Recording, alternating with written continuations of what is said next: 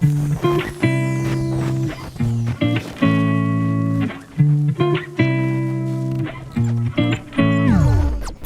want to welcome you all to our 4th annual award ceremony. This is a time for us to honor some very special men and women who choose to do this amazing job every day. These people choose to help others many times over their own personal want and needs. They work holidays, weekends, nights, and even through pandemics. While others were able to work from home this year to keep themselves safe and their families safe, these dedicated professionals kept coming to work. They are always here to answer the call. The sacrifices they make daily should be rewarded, and I wish I had rewards for everyone in this room. I believe we have some of the best working right here in Williamson County. We're going to start with our Telecommunicator of the Year nominees. I'm going to call them up, no particular order, and we're going to talk about why they were nominated. Our first nominee is Katie Mangrum.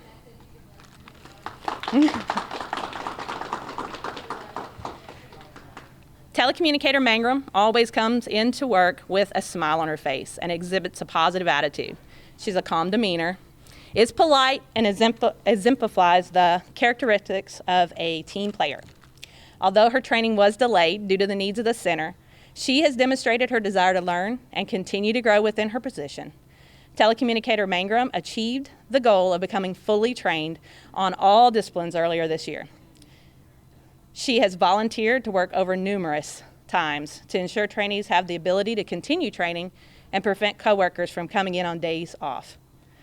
Ms. Mangrum has received multiple entries in Guardian tracking to include teamwork, initiative, peer recognition, and supervisory recognitions. She has been commended for her good attitude, willingness to help and learn, being pleasant and professional on the radio, working well with peers even during high-stress incidents, cleaning the dispatch center, having situational awareness, and always providing teamwork. Telecommunicator Mangrum has shown true dedication to her job and this agency. Thank you so much, Katie. Our next nominee is CTO Jessica Adcock.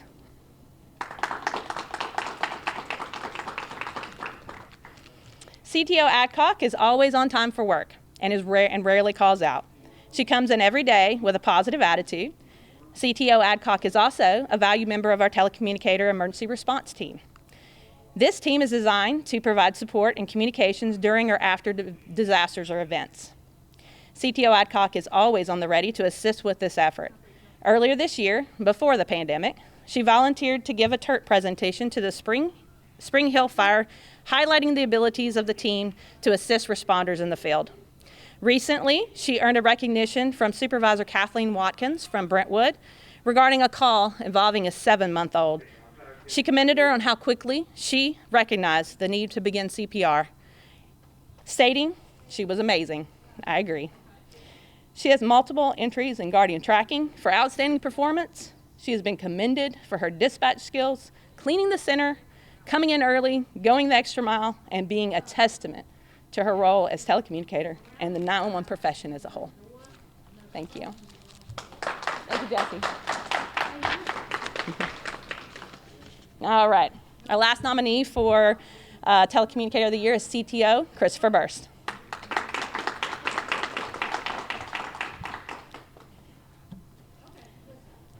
CTO Burst has a passion for the profession that cannot be ignored. He is a strong team player, always offering to help others, whether it is signing up for overtime to come in to cover a shift for someone who needs off, or helping with a call for service. In fact, this year, he volunteered to work Christmas Day so a mother could be home with her family. These people mean so much to me. I'm sorry. He's constantly working on his development. Our goal here in our center is to have all supervisors and CTO achieve the ABCO Registered Public Safety Certificate. Our goal sometimes outreach our budget. So we have to stagger these courses so that everybody gets a chance to take them. Knowing it might take some time for us to offer this course, CTO Burst went and applied for a scholarship through ABCO and was awarded that scholarship. He was able to start this course in November.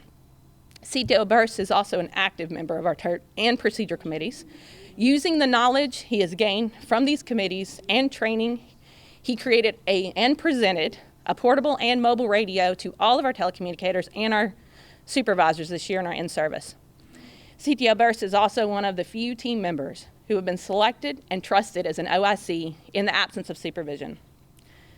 CTO Burst has received multiple acknowledgments in Guardian, to include peer and supervisory recognitions. He has been commended for his teamwork, initiative. He has numerous outstanding performances. CTO Burst is a true professional serving the community as well as the 911 industry. Thank you, Chris. Thank you.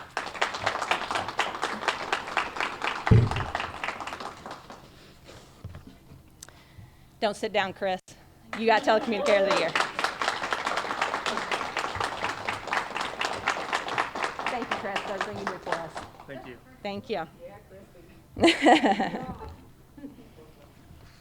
Now we're going to move on to nominations for CTO of the Year. We're going to start with CTO Kelsey Barnes.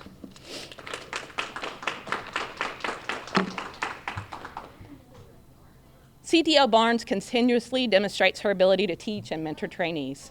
Supervisors have observed her on several occasions teaching her trainees such detailed information about fire and EMS that her trainees walk away with specific knowledge that they can use if CAD goes down without a question. CTO Barnes has situational awareness, takes initiative to perform tasks in order to help her coworkers during heavy call volumes and as needed. CTO Barnes has created reference sheets and shared those with other CTOs to assist in our consistency in our training. In downtime, you'll find CTO Barnes quizzing her trainees, keeping the difficult tasks fun. She completes detailed DORs, which includes constructive criticism, to help her trainees improve and become the best they can be. She's a role model to her trainees, arriving 15 minutes before her shift every day. She promotes positive change by being on the procedure committee and by following our agency expectations, such as just alerting a supervisor every time she gets up. CTO Barnes also helps out signing up for many overtime slots, most of them on the weekends. CTO Barnes exhibits leadership and teamwork through her training, and she has a true dedication to this agency. Thank you. Thank you, Kelsey.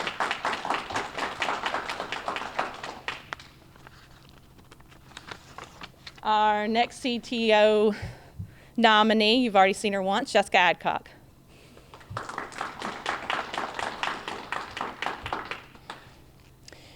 Throughout the year, CTO Adcock has received multiple recognitions from responders, supervision, and administration regarding outstanding performances on calls she has taken or assisted on, as well as her initiative. CTO Adcock has been a dedicated trainer who displays professionalism and is adaptable with last-minute changes. She has been described by trainees as someone who is constantly training and reviewing materials with them. On 11/7/20, CTO Adcock received an outstanding performance recognition by Supervisor Stewart regarding her CTO skills on a CPR call. Her trainee received commending her on staying calm and keeping her trainee calm using exceptional training techniques to guide her through the call. This recognition states, Jessica's trainee received her first child CPR call. Jessica remained calm and kept her trainee calm. She also had a metronome going quietly to help the trainee keep her the correct CPR pace. I am consistently impressed with Jessica's training techniques. Great job, Jessica. CTO Adcock is reliable, dependable, and professional. She brings a sense of calm to the center as well as her trainees. Thank you, Jessie. Our last nominee for CTO of the Year is Ashley Foster.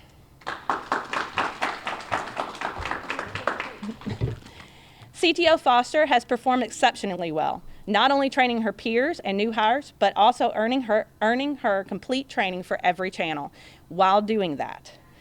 She continues to train to this day, making sure our veterans and our new hires are completely well-versed in law disciplines.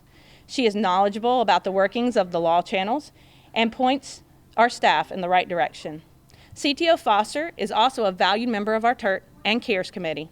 She has been dedicated in her commitment to our TERT team, volunteering, sometimes last minute, to cover events. CTO Foster has been recognized by her supervisors and peers alike. She has been commended for exemplary radio performance during a pursuit, situational awareness, teamwork, and exceptional performance during storm events. CTO Foster provides the resources necessary to assist her trainees in meeting our shared mission of bringing calm to chaos, providing clarity to confusion, and restoring order to disorder. Thank you, Ashley.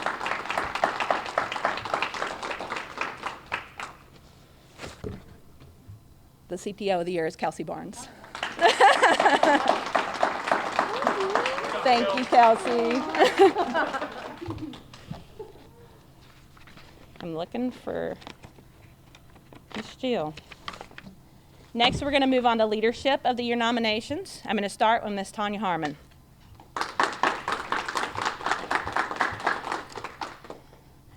Through her short time of having the title of supervisor, Supervisor Harmon has proven time and time again that she can be relied on to accomplish assigned tasks in a timely manner while working well with others. This is evident by the many accolades she has received from responders, peers, subordinates, and administration.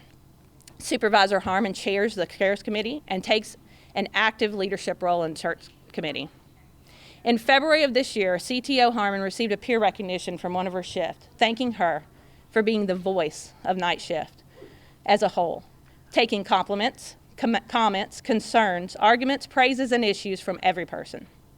She has been a light, calming the chaos, standing ready to do any task. She works hard to keep everyone calm, collected, and working efficiently, making each person on her shift feel appreciated, supported, and empowered to do their job. Supervisor Harmon consistently responds to requests, acknowledging the information has been received and passed on to her shift.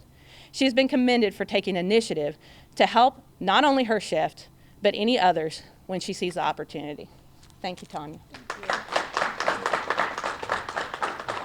I'm looking for Miss Jill. Jill, are you able to come over?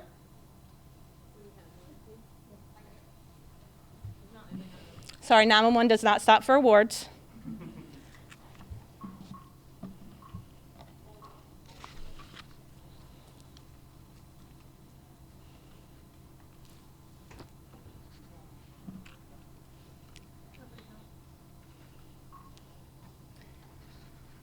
This is Jill Bohan.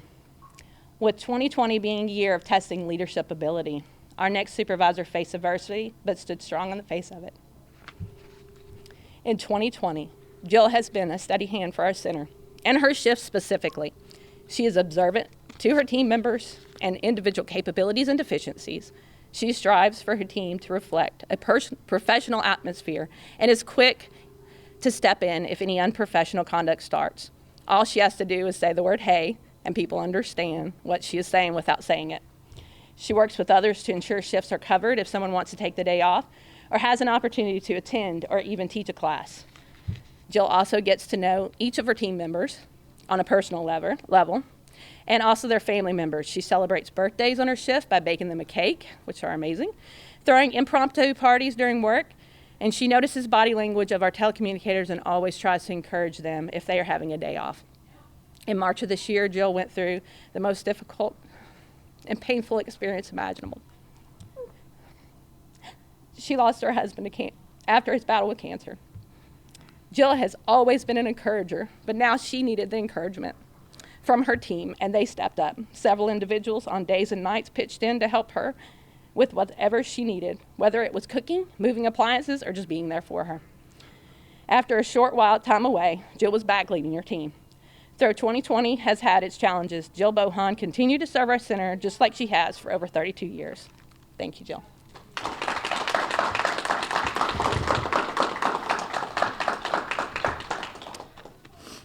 The Leadership of the Year award does go to Tanya Harmon. Thank you, Tanya. All right, this usually concludes our awards, but this year has brought some unique challenges, so I have a couple more awards to give. Bear with me. This year, we not only faced a pandemic, we lost our leader. Steve Martini moved on as God directed him to new challenges. With him leaving, we could not just close up and shut down. We needed to stand up and face the challenges ahead of us. So many of these great people you've heard about today did just that. But there was a few more behind the scenes that need recognition too. Kathy Burridge, can you come up here?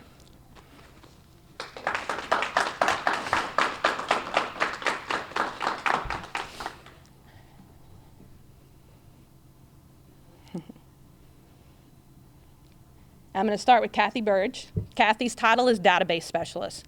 That's really just a fancy name for the person who keeps us up and running.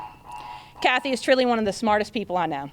At the beginning of the year, actually, at the beginning of this pandemic, Williamson County faced some very difficult phone issues.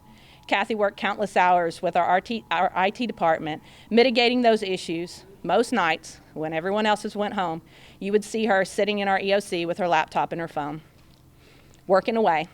During the pandemic, Kathy was faced with millions of calls requesting updates to our CAD.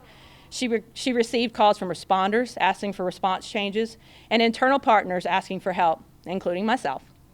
During the year of change, when God directed me into this position, Kathy has selfishly helped me navigate my path and took time to explain things, sometimes multiple times until I got it. For that and for so many other reasons, I would like to present her with this award of excellence. Thank you, Kathy.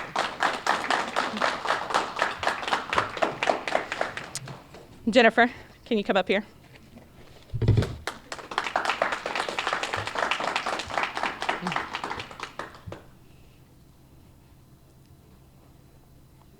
They didn't know I was doing this. Now I'd like to talk about Jennifer Swinneman. Jennifer is our operations manager. I call her the supervisor's supervisor, but really she is one of the wheels that keeps our center moving. For most of the year, Jennifer was our training and QA coordinator. You may be wondering how we could even achieve training during a pandemic, but we not only trained, we hired new members to our team during this event. Jennifer played an integral part of making all that happen. While doing everything she could to keep us moving forward, she worked alongside with some of our other team members, our new training and QA coordinator, Jonathan Hobson, CTO Burse, CTO Kaysen, and many others to submit our application for agency training program, which I can proudly say was submitted just a few short days ago. No matter what the outcome of that, I know Jennifer worked so hard to achieve this honor for our center, and it should be celebrated. Jennifer not only works within our center to make it better, she also works outside to make the state better. This year, Jennifer was appointed president of our local APCO chapter, a job she didn't expect to have, but she took it on with grace. When I passed the torch of operations manager on to her, she stepped in and got right to work. Jennifer, like Kathy, has also selflessly helped me navigate through the challenges of my new position, using relationships she has built through her own efforts to help our center succeed. For these and many other reasons, I would like to present her with this award of excellence. Thank you, Jennifer.